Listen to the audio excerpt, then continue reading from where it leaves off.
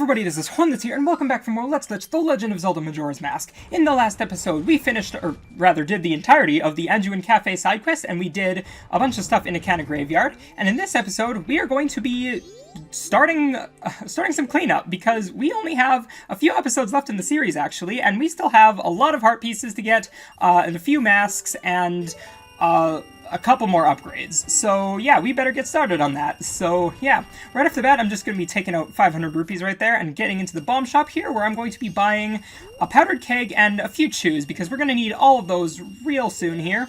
Well, rather, the chews we'll be using throughout the entirety of this time, but the powdered keg we'll need right away here. So yeah, we'll just buy a few chews here and then get on our merry little way. So yeah, now right off the bat, we're going to be heading off in the general direction of Milk Road, because we actually haven't been to Milk Road yet in this entire series. We only have like a few episodes left, and we still haven't been there, which is kind of weird, but anyways. So yeah, now we're going to be stopping off at a grotto real quick, actually. It'll be right about here. Yeah, right there. Actually, I managed to get in there like real quickly. That's pretty nice. That grotto is always kind of a little bit difficult to find. Like, you're supposed to use the butterflies around there to manage to find where it is, but that still doesn't give you a great indication of where it is. But anyways, so right here, we just have this P-hat. 2 jump attacks with the Great Fairy Sword will kill it. The Great Fairy Sword's pretty nice. So yeah, now we can just go and get this heart piece that is in this chest that just spawned, and then we can leave and get on to Milk Road. So yeah, there we go. So now we just gotta get out of here. Let's do a backwalk. Can I get up? Oh, there we go. Okay, just trying a little backflip there. You can't actually backwalk up that ledge because it's a little too high. But whatever. So right there, I'm just gonna... Okay, good. I did get some bombs. I wanted to get some bombs there because I'll need a few in this episode, just for some mini games I'll be doing.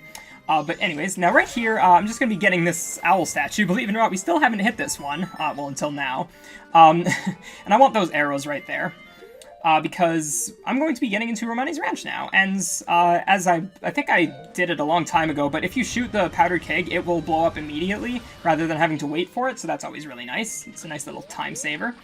So right there, and then we're going to just get into the entire...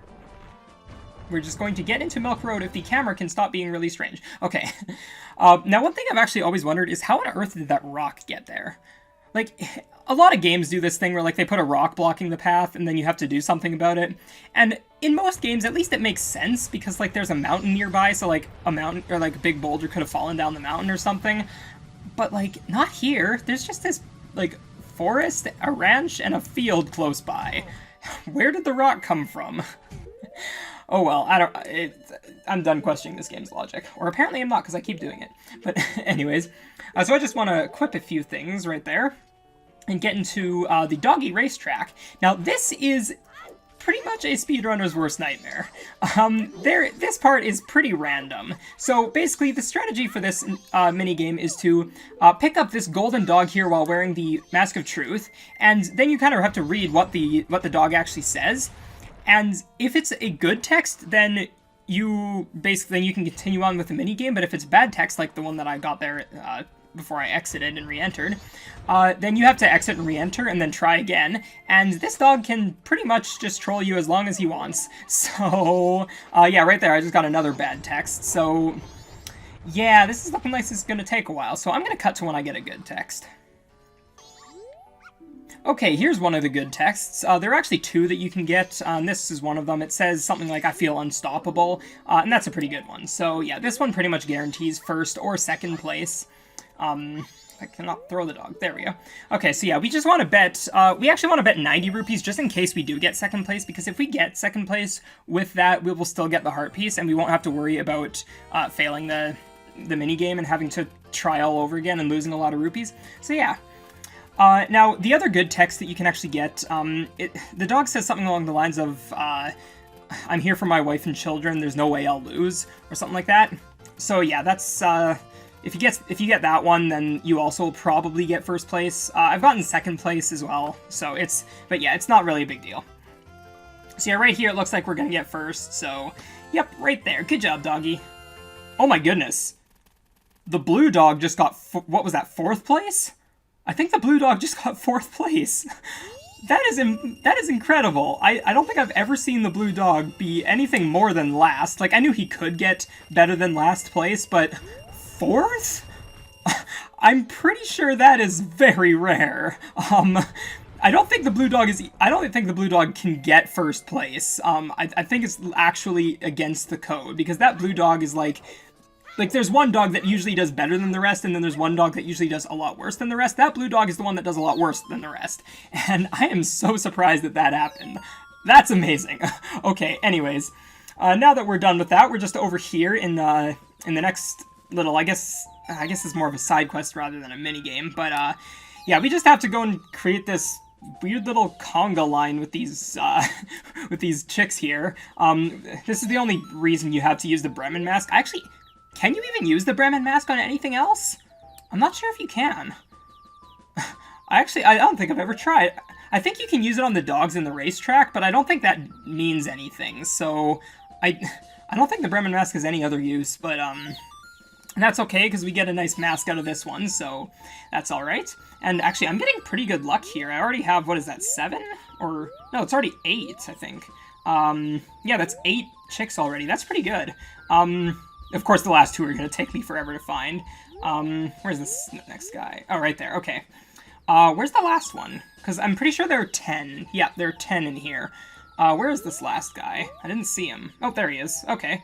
I guess I missed him when I was going that way. Yeah, one problem with these guys is that they like wandering around a lot, and so sometimes, like, you'll miss them when you're going through an area, and then they'll kind of just, like, wander into that area. But yeah, so now that we're done creating this conga line, they're all of a sudden growing up really fast. You've grown so fast. Okay. Enough old grannies. Alright. So yeah, after they're all done growing, they'll basically crow, and then this guy will be super happy, and he will give us the bunny hood. Now this was pretty much my favorite mask as a kid, and for obvious reasons. I mean, it's like, it makes you go fast, first off. It's not so useful in speed, it basically doesn't have any use in speed running. We don't use it to go fast at all, because we have ways of going faster, but I always loved using it as a kid, because it made me look like I was going fast, and plus, it's so adorable. You can't deny that. So it was always just one of my favorite masks. And I'm a little disappointed that the speedrun actually only uses it once, but it's okay. I've come to terms with it. But anyways, right here we actually have our horse. We lost our horse way back in episode 1, literally at in one of the first cutscenes, and we're only now getting to rescuing the horse. So yeah, although it looks like the horse was in good care, so it doesn't really. It's not like it was that bad that we left the horse alone for so long. But anyways. So now we're getting into actually another one of the sections of this game that scared me a ton as a kid. So these aliens, first off, paired with this music always just gave me the chills, and I just couldn't deal with this music. But then also because the fact that when you fail this minigame, it's kind of terrifying what happens almost. Like, they steal all the cows, and then they also steal Romani, and then you can find Romani still in Romani's ranch on days 2 and 3, just wandering around, and she has no idea who she is or what's going on or anything, and it's kind of sad. And that scared me as a kid, just that whole thing. But anyways, I'm not planning on failing aliens, so that's alright. We don't have to see that. So yeah, now we just got this little mini game right here, where we just kind of have to walk, or use our horse to get around this entire ranch and shoot 10 balloons. I'm guessing these balloons are supposed to be, like, the aliens, because this is supposed to be our training for fighting the aliens, but these don't look like aliens at all. They actually sooner look like the pose that you fight in Ocarina of Time, so I don't know what the deal is with that, but whatever. So yeah, we just have a couple left. One right there, and this last one right here. Oops, can I hit this, please? Jeez, okay. They aren't that hard to hit. Okay. But anyways, now that we're done that, she's actually going to teach us Epona's song, which is pretty nice. So yeah, now we actually get our horse back after so long, and we can use a horse for literally one thing, and then we're ditching her forever. So yeah. But I also just wanted to mention that Romani has always been one of my favorite characters in all of Zelda, really. I don't really know exactly what does it, but, like, she's always just so, like, I want to say carefree, but that's not quite the right words. Like, she's just, I guess she seems to really have this, like, big imagination, which is one thing I've always liked, and I mean, I've always had one as well, so I just seem to like characters that are similar to that, plus she's adorable, and I don't know, I guess I just like adorable things. Anyways, but yeah, now that we're done with that, we can go this way and get out of the ranch, because we actually have nothing that we can do here anymore. Not until tonight, at least, or tonight in-game. So yeah, so let's just get out of here, and then we're actually going to be going over to the Gorman Brothers Racetrack, I believe it's called, so that we can go and get one final mask from there before warping out and doing some other stuff. So yeah, let's just get in here. Now, one thing, I can't remember, but I want to say that the Gorman Brothers are based off of Mario and Luigi, but I'm actually kind of confused because I don't think that these two characters are in Ocarina of Time. At least if they are, I can't remember where they are. And I'm pretty sure that every character in this game is supposed to be based off of somebody in Ocarina of Time. Or when I say based off of, like, it's supposed to be the exact same person. So I don't know where these two came from. Because, like, my first guess would be that they would be Ingo and Talon, but it's not. Like, they're dressed differently, they look different. Well, Ingo kind of looks the same, but I don't know. I mean, maybe they are just the same people and I'm just confused, or maybe they actually did make new characters and I've been wrong my entire life, but whatever, I don't know. So yeah, now this minigame right here is actually kind of annoying. One of the more annoying minigames in the entire game. So basically, these guys, if you don't, like, they always move in the exact same pattern, like they're following a set path, but if you don't really know what that path is, it's pretty common that they'll actually get in your way, which is a little bit annoying. But anyways, yeah, so you kind of just have to know where they go, and then right here, getting over all three of those is actually kind of annoying. It sometimes just doesn't want to work, but whatever. This was always one of my least favorite minigames, but now that I know how it works and how to do it properly, it's not so bad. But once we're done with that, we get the Garrow's mask, and we're done here.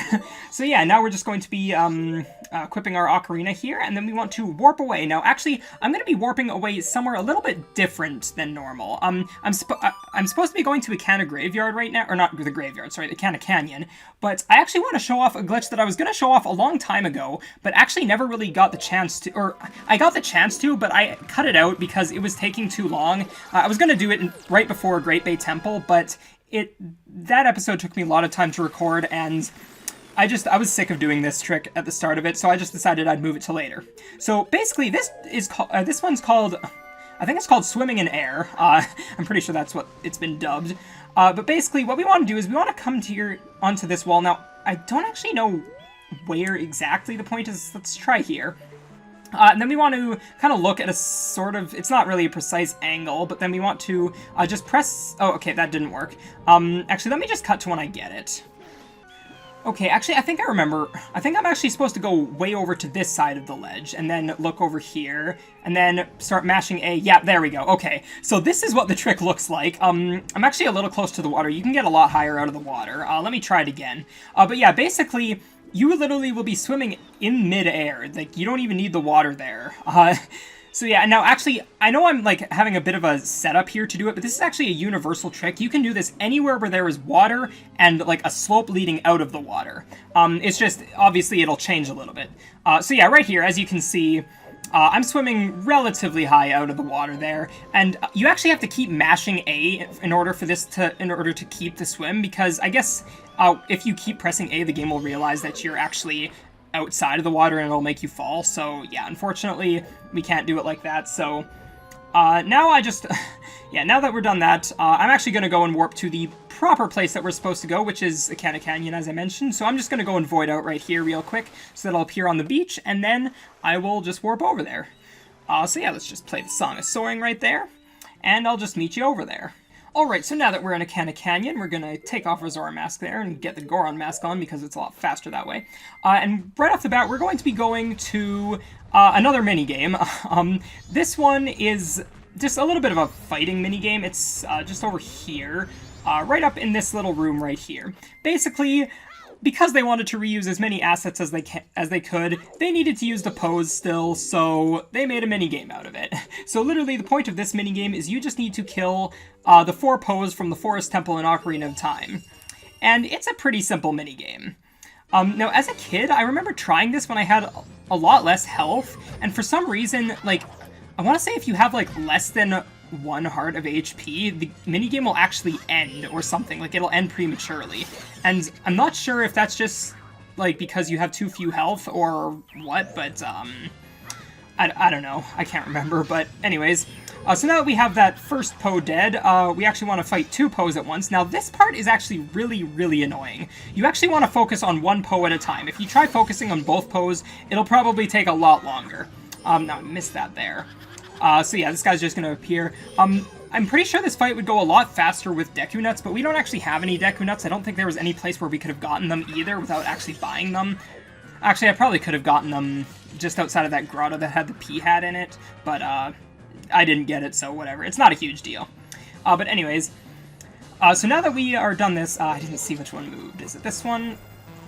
Or I could miss. That's nice. Nope, it was the other one. Okay. Oh, they're still here. I thought they would, I thought they reset. Well, it'll be this one then. Yep, there we go. Alright, so yeah, it actually only takes 2 light arrows to kill this Poe. I forget which Poe this one's called. Ooh, I didn't see that one either.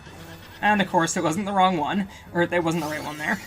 Alright, yeah, there we go. So now we're done. So now we're going to get our heart piece for our troubles, and then we'll be on our way again. So yeah. Now that was never one of my favorite minigames, partially because of what I mentioned earlier. I didn't have very much health, and so because I kept getting hit, it like wouldn't let me continue the minigame, and I always got really annoyed at that. But it's still just I didn't really care much for the minigame anyways. But right there, I just got another bomb drop because I'm gonna need some bombs for the next little minigame that we're gonna be doing.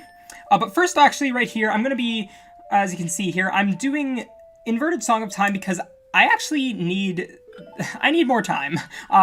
Normally I'm supposed to actually just leave it uninverted so that time passes normally, but because I went and showed off the extra glitch and because I've been a little bit slow at things, I actually just want to invert time for a little bit, for pretty much the entirety of this minigame here probably, because I'm going to be needing it to be a certain time at the start of next episode, so yeah.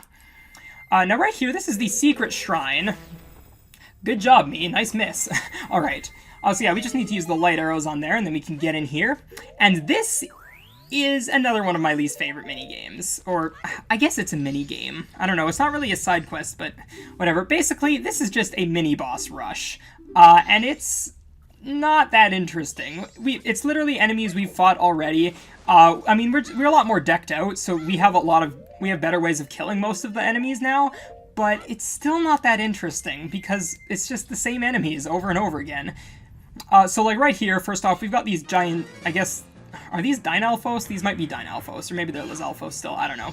But literally, we're just going to be killing them the same way that we killed them in the, in Snowhead, by using the Goron Pound. I missed that guy. Oops. Let's get over there. Yeah, so just like that, 1 Goron Pound will still kill them. It's really simple. That one's not very interesting. So yeah, but at least this part's easy. I guess I'll give it that. It's not like there's anything too difficult, so it's easy for a speed run. But anyways, so now we just want to go to the next room. What's in the next room again? I can't remember. Oh, right.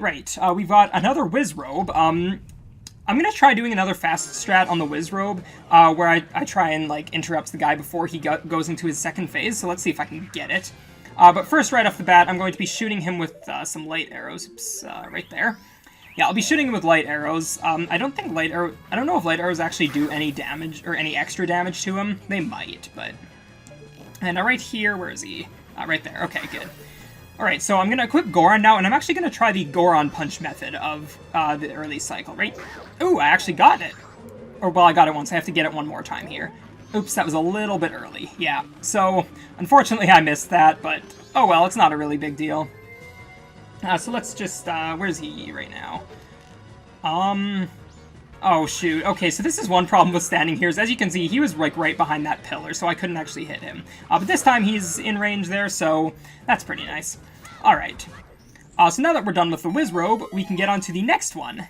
Now, if you remember way back in the Water Temple, or whatever it's called, Great Bay Temple, you remember how I fought that one mini-boss, and I said that it was my least favorite mini-boss in the entire game, probably in the entirety of the Zelda franchise. Oh, you thought fighting him once was enough? Nope, we gotta fight him one more time. Actually, I'm gonna want to equip bombs real quick as well.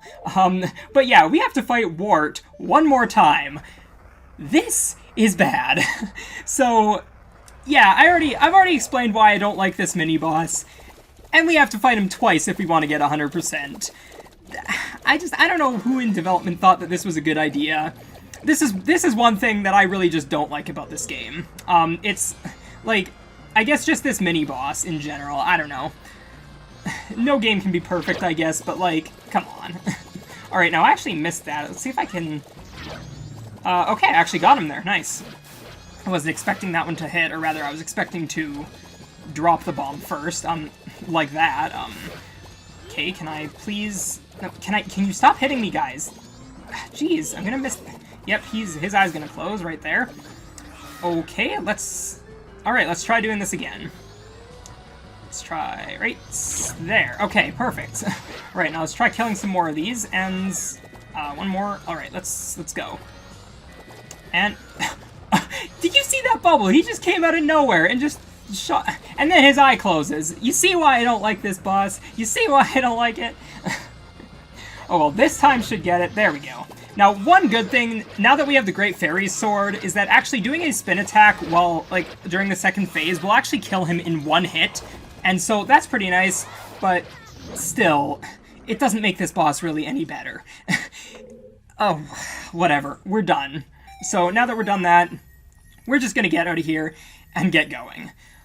So yeah, let's just, exit right there. Nice. I always like exiting right when the camera's still trying to pan to Link, because it makes, like, the camera stay out of bounds for a little bit. I don't know. Can the camera stop? I can't wait to be done with this game so I can stop dealing with that camera. But anyways, in this last one we have another Garrow Master, so let's just fight him in pretty much the exact same way that we fought all of the ones in, or fought the one, rather, in Stone Tower, by just rolling into his attack before it reaches us and then doing a jump attack right there. So yeah, now that we're done that, we can exit and then we can actually get a heart piece from this. So now that's I guess alright. I still don't necessarily think that having to fight Ward again is worth that, but whatever. So yeah, that guy's just gonna randomly fade away, and we're gonna be able to get this treasure chest here. So yeah, let's just get across here. Get in front of the chest, please, and... Really, Link? Come on. Alright, whatever, let's just climb up over here and then get up this way. Alright, there we go. But now, after this, actually, I can hear the bells tolling right now, so that means it's pretty close to nighttime. So I'm actually just going to uninvert time. Normally, you would actually play Song of Double Time right now, but I'm just going to play this inverted Song of Time because we're almost at the normal time anyways. And then I'm going to be playing the Song of Soaring, and we're going to be warping straight over to Clocktown, because we still actually have a lot of stuff to take care of in Clocktown. It's actually amazing how much stuff there is in Clocktown to do. Like, I know I mentioned in that minigame episode we had a while ago that we were basically done all of the minigames in the game, except for maybe one. No, I was wrong. I forgot how many minigames there were in this entire game. Even just in Clocktown, like, we still have a few more to do in Actually, I think we only have, like, one more. No, we have a few more to do in Clocktown, yeah. And the first one is actually just over here in East Clocktown. We have the Town Shooting Gallery. If you remember, we already did the Swamp Shooting Gallery. Well, this one is a little easier, in my opinion. You basically just have to shoot some red Octoroks and avoid the blue ones. And then you can get some upgrades with it, just like the other one, except I guess the other one you were trying to hit everything, but whatever. So yeah, we just want to shoot the red ones here, and then I think a blue one's popping up next time. Yeah, right there in the middle. I'm going to be avoiding that guy. So yeah. Now, the upgrades that you get from this one are they work a little bit differently than the ones that you got from the Swamp Shooting Gallery, in that you don't actually have to get perfect both times. Actually, you only have to get perfect once in order to get both of the upgrades.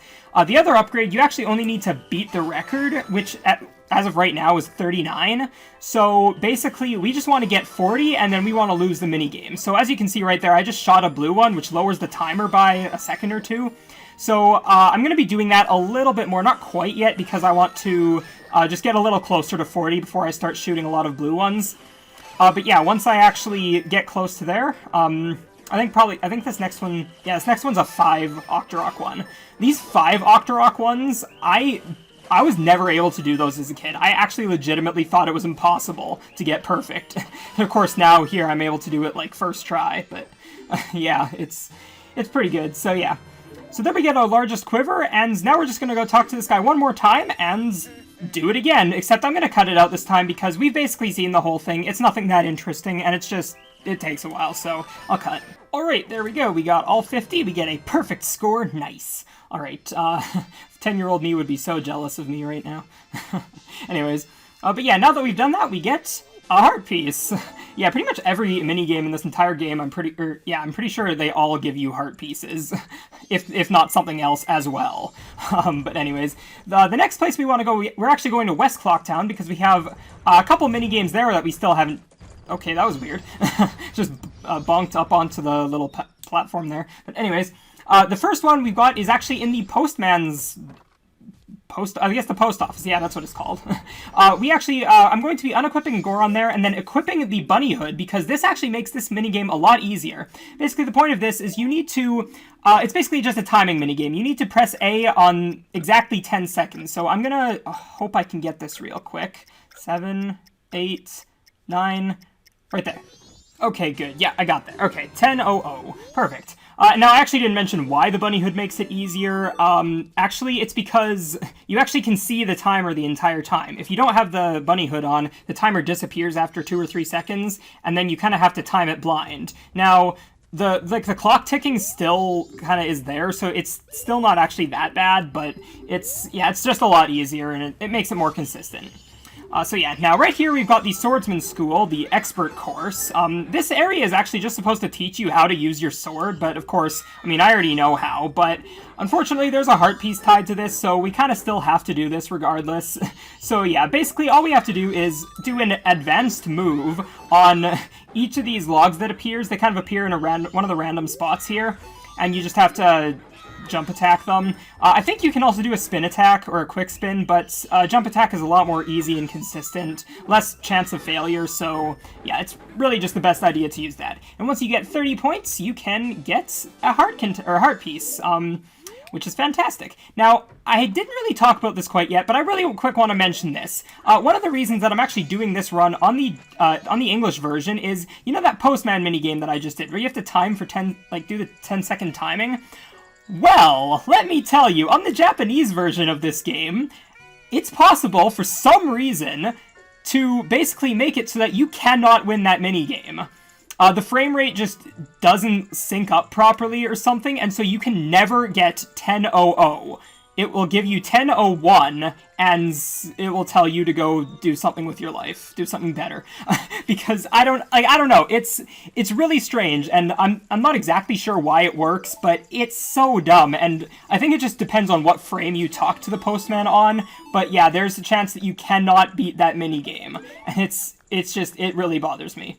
So yeah, that's why I didn't do it on there. But anyways, now that we got the Rosa Sisters heart piece, we are basically done with this episode. I'm just going to save here. So thank you guys for watching. If you enjoyed this episode, click that like button. If you didn't, fine, click the dislike button. Follow me on the links in the description, and I'll see you guys next time. Bye!